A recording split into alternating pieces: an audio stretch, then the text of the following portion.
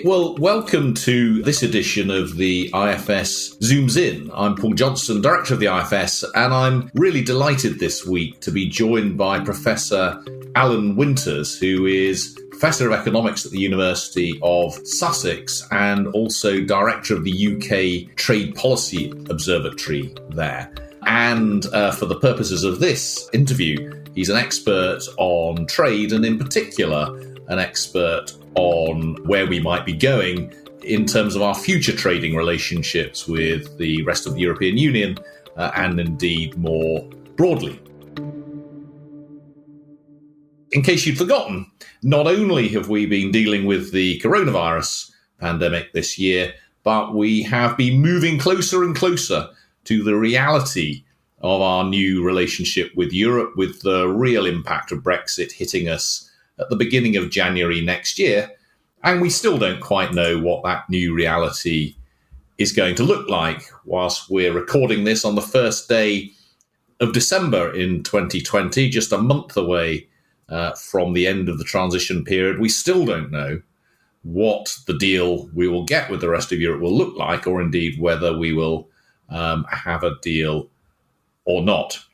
But Alan, perhaps let's just start with that question of what do we mean by a trade deal with the rest of the EU? What will change on the 1st of January when we have, if we do have a trade deal?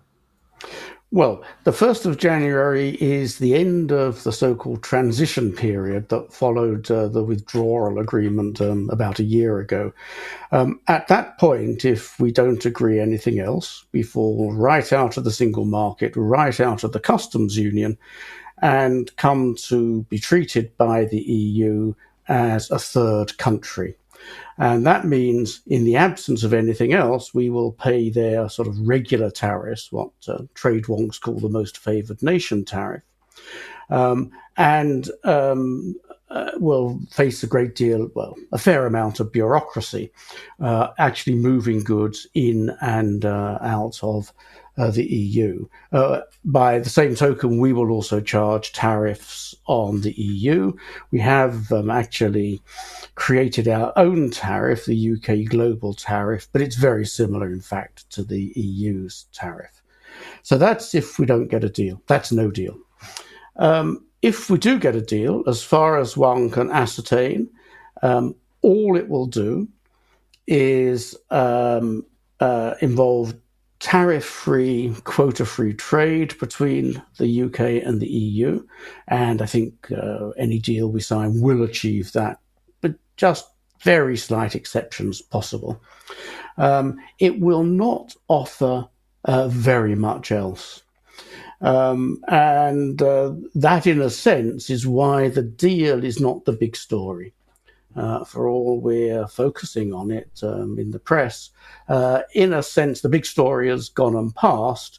We're dropping out of the single market. All the regulations that we've shared with the EU that ensure that UK goods are acceptable in the EU and the EU goods acceptable in the UK, go by the board. And those regulations, they refer to quite a lot of sophisticated goods, food safety as well, and also to virtually all the services we trade with the EU. They actually lie behind a great deal of the trade that we do. That's going to go, and nothing that we understand this government is trying to negotiate is going to change that. So that's quite interesting what you're saying, that in a sense the only thing we would get from a free trade deal would be no tariffs or very little in the way of tariffs. And yet I think very often when people think about what trade deals are about and what free trade is about, it is about reducing those tariffs. But I think what you're saying is it's other stuff. It's all the regulation around trade that really matters. That's where the big costs are going to come from. Yes, that's correct. There are a few sectors where tariffs are significant. The most obvious one are in sort of agriculture and food. So we hear the example of Welsh lamb, for instance, will be facing tariffs of 40 to 50% getting into the EU if there is no deal. But in manufactures, we have motor vehicles facing a 10% tariff, clothing, textiles facing something between, say, 8 and 12%. But in all other cases, manufacturing tariffs are pretty low, 2, 3, 4%. The real cost of doing trade is the paperwork, is the delays. You have a lorry queuing, that you're paying for that lorry, and yet it's not doing anything. You're paying for the driver, and he or she isn't doing anything.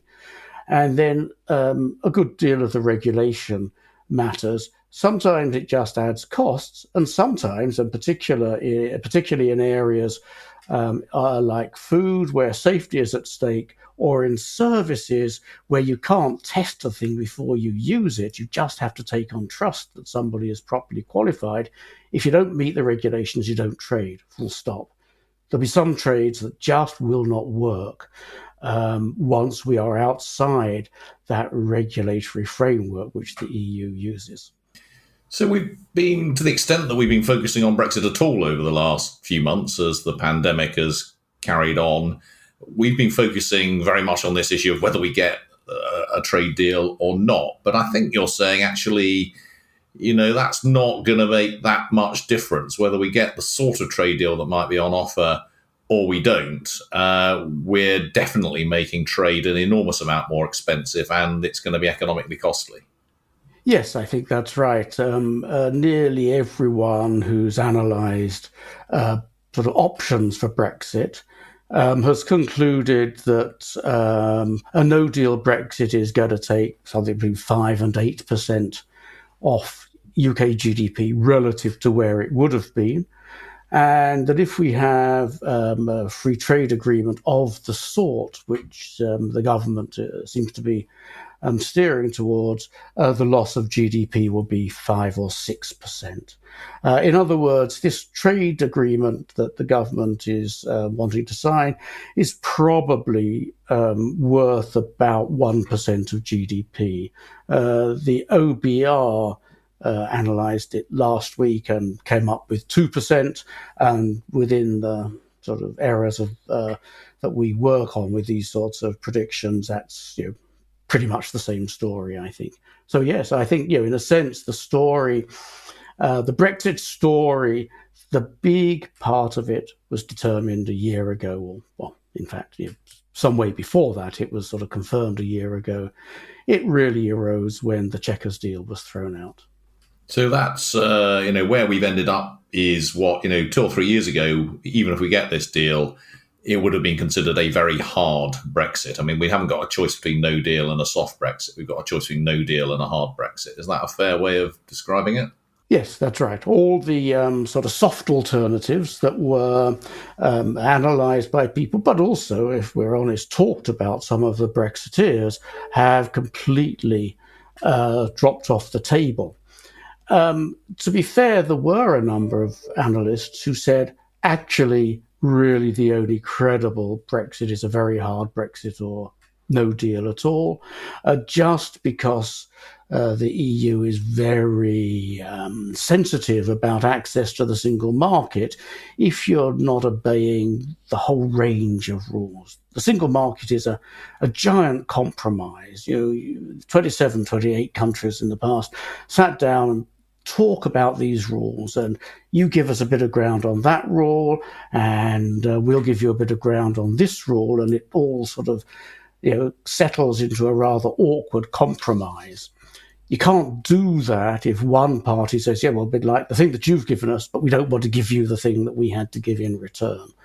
And at least at the start, some people said, actually, the minute you start to pull one thread out of that bit of knitting, the whole thing is just going to collapse. And we've got very nearly to that stage. So perhaps it wasn't surprising that this was going to be an incredibly difficult deal to do on anything other than a very thin basis. You've talked about loss of national income of 5 to 8% if we get no deal, 5 or 6% if we get the sort of deal that we're talking about at the moment. Just to be clear, have we lost any of that already in expectation, or is that all loss still to come? No, we have managed to lose some of it. The best estimates, I guess, are that we've lost between 2 and 3% of GDP already. And we also see the same thing in trade. Volumes of trade between the UK and the EU are down. Interesting work by Meredith Crowley in Cambridge, suggests that 5% fewer British firms are entering EU markets, and more of them are dropping out of EU markets, even over the last few years. And some work that I've done with a colleague at the University of Exeter suggested the same thing on the part of Portuguese exporters. We've looked at detailed Portuguese data, and indeed they have also sort of pulled back from the UK market. And that is just uncertainty or expectations of bad news to come, if you like. Nothing has changed so far, and yet we're finding these significant changes in economic behaviour, economic outcomes. So we're 2 or 3% worse off already than we would have been. And probably that much and a bit more, maybe twice that much still to come. That doesn't mean, does it, that we'll suddenly just get worse off next year? This is something that will happen gradually through time. The things that we have been able to analyse are all sort of long-run issues, and indeed, as you say, they'll enter in time. Press what the time scale is, we wave our hands and say, 8 years, 10 years, something like that. The truth of the matter is that we don't have a terribly good handle on how rapidly it will happen. One of the things that has also happened, actually, that we've identified in the UK Trade Policy Observatory is that foreign direct investment has reoriented quite a lot. It's clearly down from the rest of the world into the UK, and there's some hint that UK investment in Europe has gone up, as has other countries. If that's typically, we think, is a sort of gradual process. Firms don't just up sticks and go. They wait till the next big reorganization, the next model of the car.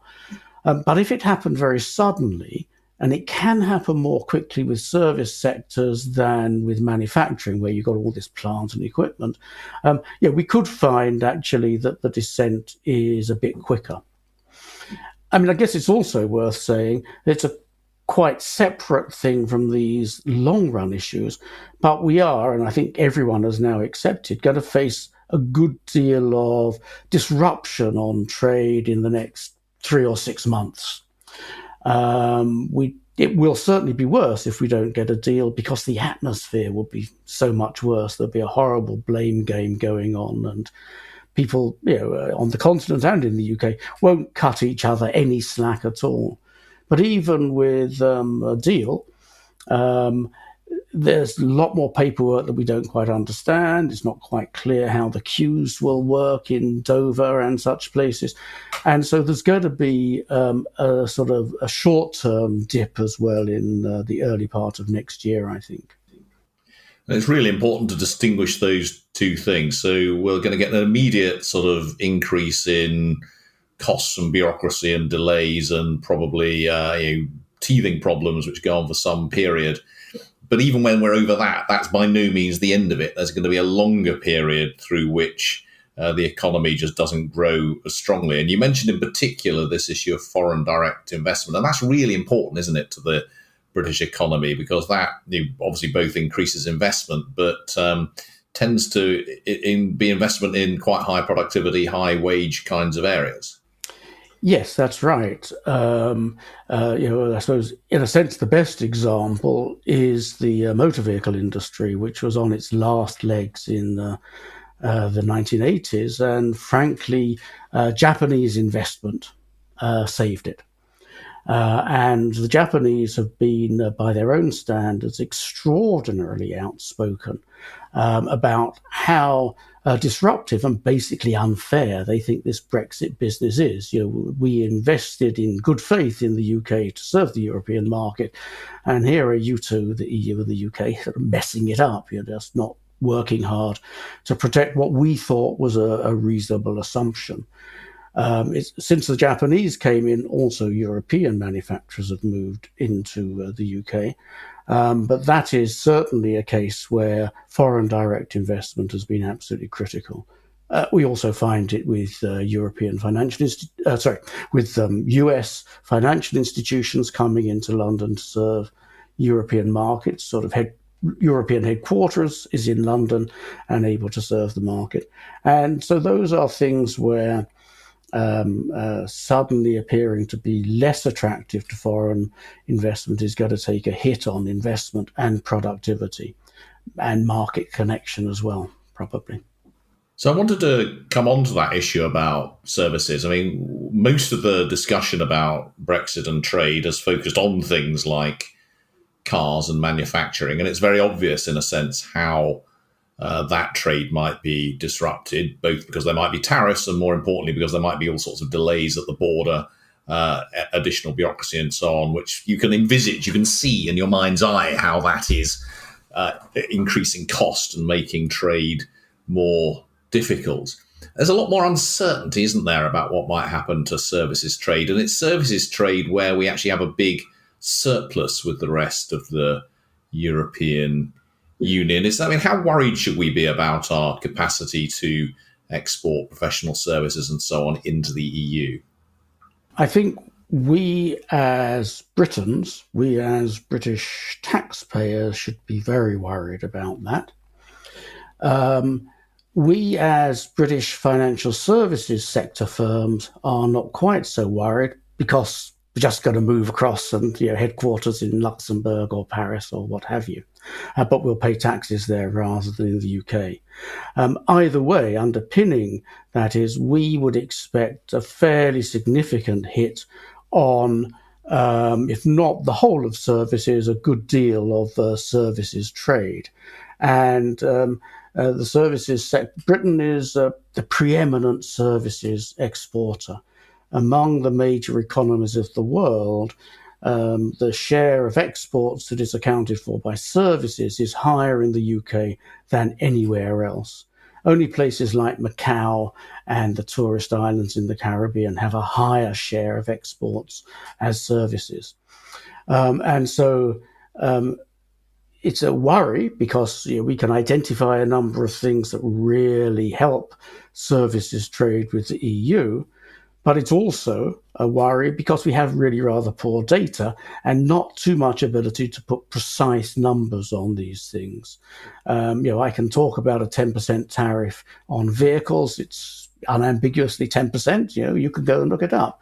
But if I say, well, I think, that the frictions on banking will sort of add to the costs of banking trade by 15%, it's a squidgy sort of number. We're pretty sure it's there, but we really don't know. And to the extent that we can analyze it, there's not too much agreement. So we've got uncertainty, and that's bad for the investment. And as the uncertainty clears, the fog clears, what we see is not very nice. And the sorts of things that get in the way here are, as it were, mutual recognition of qualifications, recognition of quality, and just a whole series of problems for trade, which actually, I think I'm right in saying, almost no free trade agreements around the world really get over because they do tend to be focused on goods. Yes, it's true. Free trade agreements find making services deals, services elements difficult. Services agreements do include some trade agreements do include some services components, but generally rather few, generally not very liberalizing, merely sort of confirming access that is granted already. Part of the problem is that trade ministries don't own the services sectors in sort of domestic terms. You want to liberalise finance, you've got to talk to the regulators, the Bank of England. If you want to liberalise audiovisual, you've got to be friendly with the Department of Culture, Media and Sport. And so the internal politics of services agreements, setting aside the fact that we can't measure very carefully what's going on, make it very difficult. But as you said, the sort of things that really matter in services is recognition of qualifications. Is this dentist qualified to drill my teeth or not? It is certain other sort of prudential regulations. Do we trust this bank? Is the capital in a place where if something went wrong, we could get our money back? And it also hinges quite heavily on the movement of people. Within the European Union, we have free movement of workers.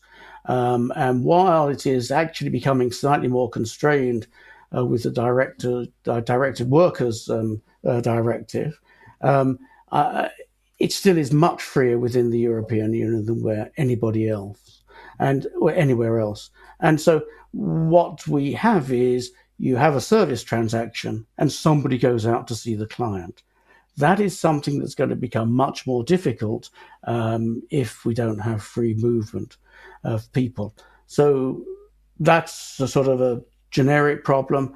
And there's also a worry about data exchange, the extent to which UK data regulations will be deemed to be equivalent to adequate for EU purposes, and therefore whether or not we can freely exchange data. So there are specifics, is the dentist qualified? There are general issues as well that really have eased services trade in Europe, and therefore take them away, it's a hindrance. And as you say, that's especially important to the UK because we are very specialist in services exports, and a lot of those service exports are to the EU, and that will become much more difficult. And you also raise the issue of the cost to the exchequer, because of course a lot of these services employ a lot of very highly paid people who pay an awful lot of tax, and actually a very high fraction of those are themselves EU citizens, and therefore we might very quickly lose quite a lot of very big taxpayers. Yes, I think that's exactly right. And in a sense, it's more your area than mine. But there comes a point where people who are thinking of lending to Britain will wonder whether, in a sense, the British government has got the capacity to pay back all these debts because its tax base is eroding. And that's what actually will precipitate a very much steeper and quicker fall. You don't have sudden falls because factories all get up and move. But if suddenly confidence in the UK economy or the UK government evaporated, then you would find very dramatic changes in exchange rates, and life would be pretty uncomfortable. Now you're really scaring me. Can you put any sort of probability on that sort of thing happening? Oh, well, I'm a natural pessimist. No, I think I trust. It is not the first time I've thought over the last 5 years, but I trust that government is going to sort of calm down and start to take a number of these decisions, as it were, on more economic grounds than on political grounds. And therefore, I think that the British government is going to work hard to maintain its credibility as a borrower, even if that involves some political discomfort. But I think one can't completely discount the idea that something goes wrong in that process, and foreign investors suddenly do get a bit fed up. That's and that is the sort of thing that, as you say, government really does need to worry about, because in a sense, I suppose we can cope with being 5 or even 8% worse off in 8 years' time than we otherwise would have been. We'll look enviously across the channel at all these Europeans with higher living standards, but we're a rich country. But if international investors really start to lose confidence in us, the pound plunges, we have to push up interest rates for government to borrow and so on, then that really does become an immediate disaster. Yeah, no, I think that's exactly right, Paul. Brexit per se is not an existential threat. It's just pretty uncomfortable. And we've had some bad policy. Over the course of my lifetime, I've seen some pretty bad policy. But, if it turns into a crisis, and of course a crisis is almost by definition unforeseen, then it is very nasty indeed. Oh gosh, well let's move on to something slightly less terrifying and think again a little bit more about the medium run. So we've been had all this focus on what's going to happen on the 1st of January. What happens after the 1st of January? I mean, does the government is that it? Whatever deal or no deal we have, do we stop discussing, or are we going to be in negotiation for years to come? I think Brexit is going to run and run. And it's going to run in two forms, which are slightly connected, but they're not quite the same. The first is we've taken over a whole set of powers and responsibilities, policy areas that previously were analysed and often ruled on by the EU. We're going to have to do them ourselves. And so, in a sense, even just for domestic purposes, it's going to take quite a long time to settle down. We're going to take quite a long time to work out what sort of regime we want in this and that. To the extent that we set up institutions to sort of carry on these regulatory functions, what essentially they've done is replicated the European rule book. We're going to spend some time, presumably, tinkering with this. So I think we're going to find it won't be entitled Brexit, but it is essentially the sort of settling down of the consequences of Brexit, as it were, as we develop a sort of independent position in a lot of these things. A number of those, and very clearly trade, are going to have to be negotiated. The situation, I think, will be that relatively soon we're going to start talking to the Europeans again, and not about re-entering the European Union. Don't see that happening at all, or at least not for a very long time. But to try and work out sort of pragmatic ways that we can actually start to trade a bit more efficiently. It's not quite conceivable in the current political atmosphere, but I think relatively soon governments will get around to that. And then second, we've got a lot of trade agreements with other countries to negotiate. The government's pleased that it's rolled over all of the agreements that it had. Well, no, not all, actually. About 2/3 of the agreements it had by virtue of membership of the European Union. But these are pure replications. Well, to the extent that it's possible to replicate, they're pure replications. They haven't exploited any of this newfound freedom that we've got to strike our own deals, to modify the deals in ways that suits the UK. And at least a number of partners are saying, well, we'll sign this continuity agreement, but we're going to have to go back to the table. And in Korea, it's explicit. Within 2 years, negotiations start again. And then we've got countries we haven't got agreements with, Australia and New Zealand. Hope they won't be too difficult. The US, which will be very difficult. So I think, we're going to find we're negotiating trade agreements, either quite fresh ones or updating the ones we've got, for, again, a good few years, possibly decades.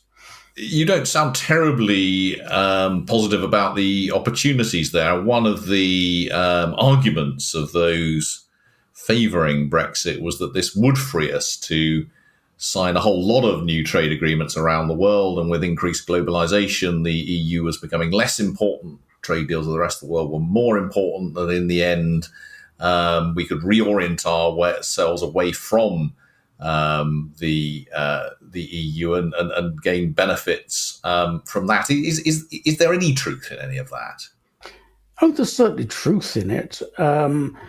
But what we understand about international trade, it's almost the closest that we've got to a law of physics, is that distance erodes the amount of trade that two trading partners do. And the point about Europe is, as well as being rich and big, it's very close.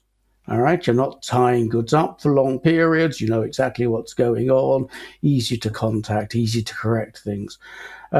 Trading with distant partners is much more difficult. And therefore, it seems unlikely that we'd ever sort of talk up levels of trade with the US or with Japan to the level at which the increment would displace the reduced trade with the EU.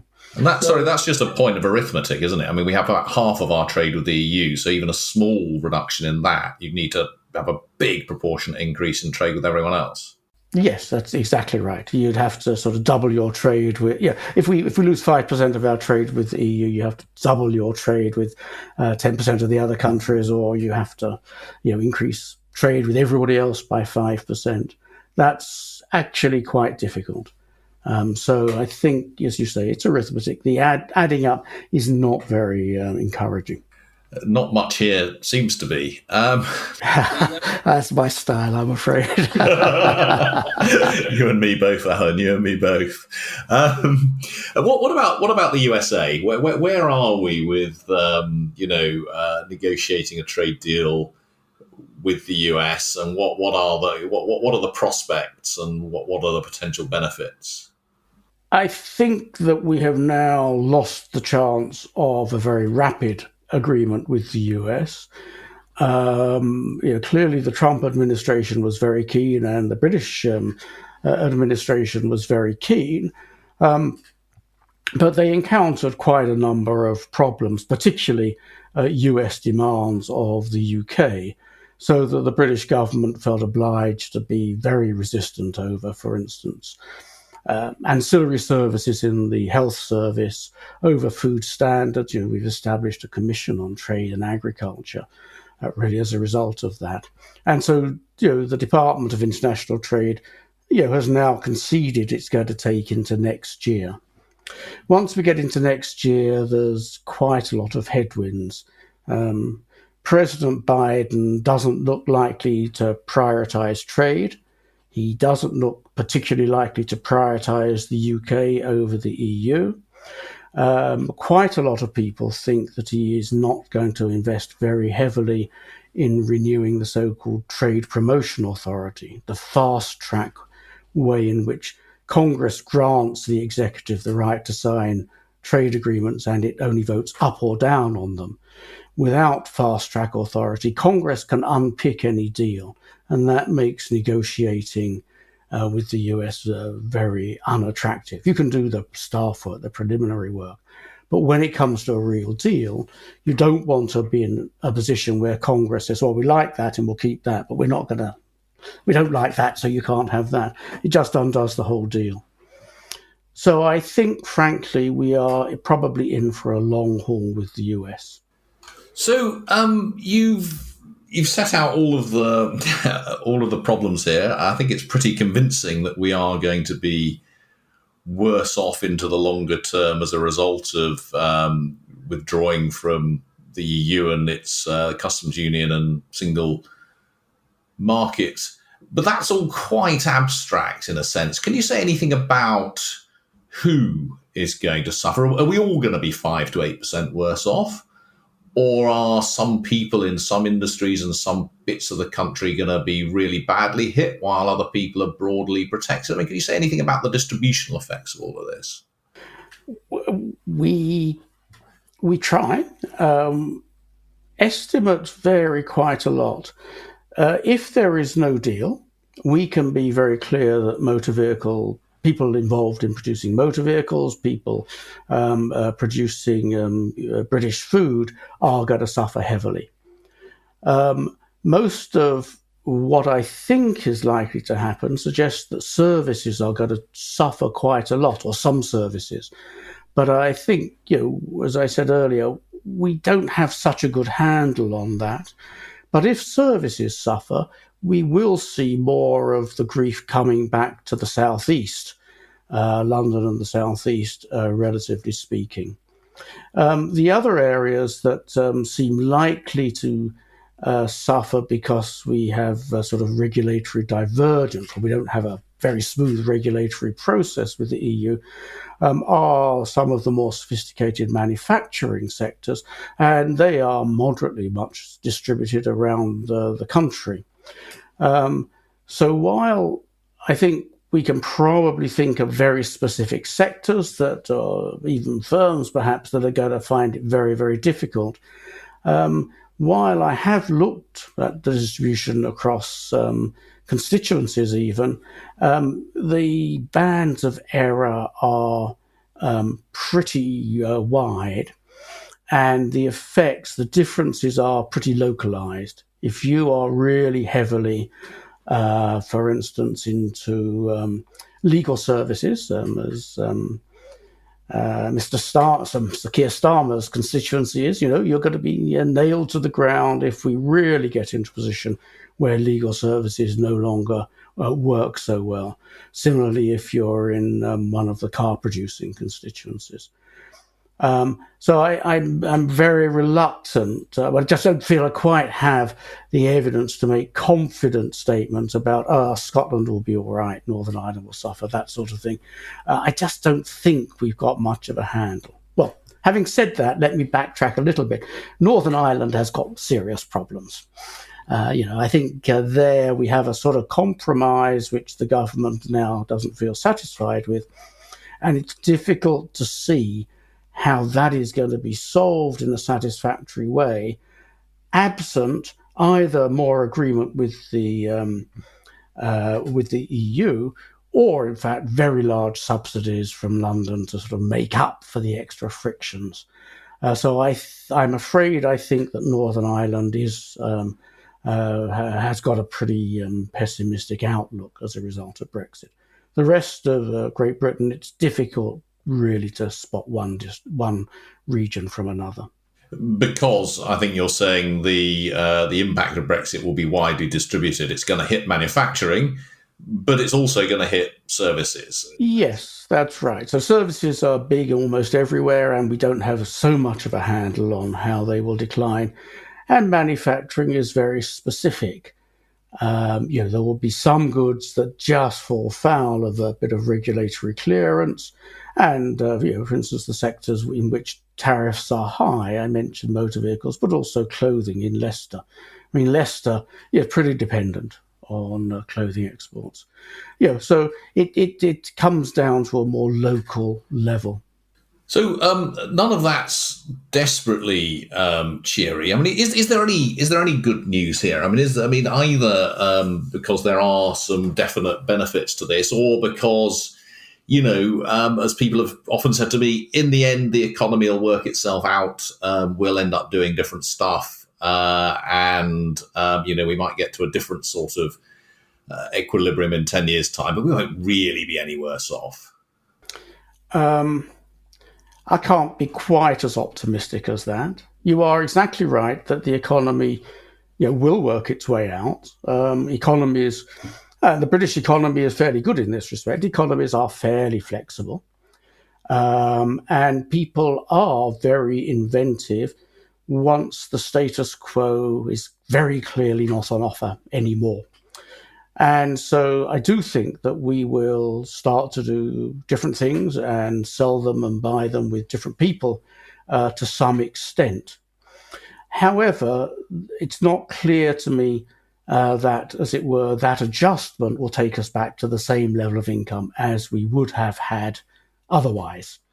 It was very advantageous for services producers, for the sort of middle to high technology manufacturers, to have this big, rich European market on the doorstep. And if it's not there, we'll find something else to do, but it doesn't mean to say that something else will generate quite the same level of incomes. Not least because, as you say, it's some of the best paid, most productive and technologically advanced bits of the economy that are going to be affected. And they pay taxes. Well, I think we've probably come to the end, Alan. Thank you very much for that. I usually say at this point, if you enjoyed this episode, please hit subscribe and rate us. But I'm not sure that enjoyment is quite on the agenda, given the rather bleak outlook I think we've just heard about. But if you did enjoy this episode, please do hit subscribe and rate us. And you can always stay on top of the latest work of the IFS by visiting www.ifs.org.uk, and clearly the work of Alan Winters by going to the Trade Observatory website at the University of Sussex. So do stay well, and we look forward to speaking to you again soon.